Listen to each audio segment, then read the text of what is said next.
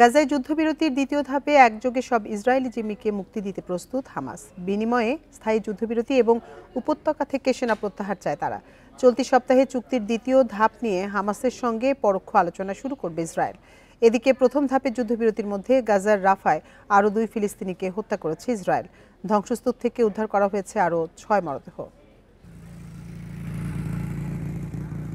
গাজায় হামাস ও ইসরায়েলের মধ্যে প্রথম ধাপের যুদ্ধবিরতির মেয়াদ শেষ হবে 1 মার্চ।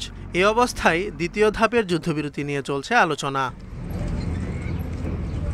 বুধবার যুদ্ধবিরতির দ্বিতীয় ধাপ নিয়ে নিজেদের রূপরেখা তুলে ধরে হামাস।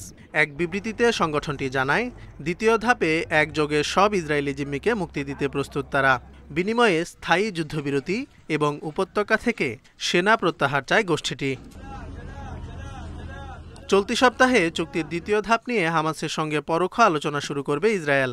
আলোচনায় উপত্যকাটি সম্পূর্ণ নিরস্ত্রীকরণের দাবি করা হবে বলে জানান ইসরায়েলের পররাষ্ট্রমন্ত্রী গিডিয়ন সার। গাজায় হামাস বা অন্য কোনো সন্ত্রাসী গোষ্ঠীর উপস্থিতি ইসরায়েল মেনে নেবে না বলেও জানান তিনি। যুদ্ধবিরতির চুক্তির দ্বিতীয় ধাপ নিয়ে 2 ফেব্রুয়ারি আলোচনা শুরুর কথা ছিল। তবে আনুষ্ঠানিকভাবে আলোচনা এখনও শুরু হয়নি বলে জানিয়েছে মধ্যস্থতাকারী দেশ কাতার ও মিশর। বৃহস্পতিবার 4 ইসরায়েলি জিম্মির মরদেহ হস্তান্তর করবে হামাস। এছাড়া জীবিত আরও 6 জিম্মিকে মুক্তি দেয়া হবে শনিবার। মঙ্গলবার টেলিভিশনে দেয়া এক ভাষণে এসব তথ্য জানান হামাসের গাজা প্রধান খলিল আল হাইয়া। বলেন, জীবিত জিম্মিদের মধ্যে রয়েছেন হিশাম আল সাইদ এবং আভেরা মেঙ্গিস্তো।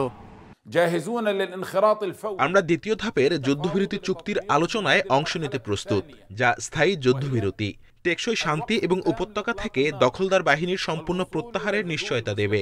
তবে দ্বিতীয় পর্যায়ের আলোচনায় বিলম্ব করছে Israel.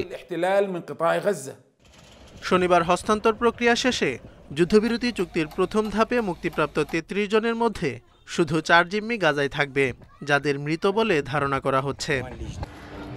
Zobayer Hossain, Independent news.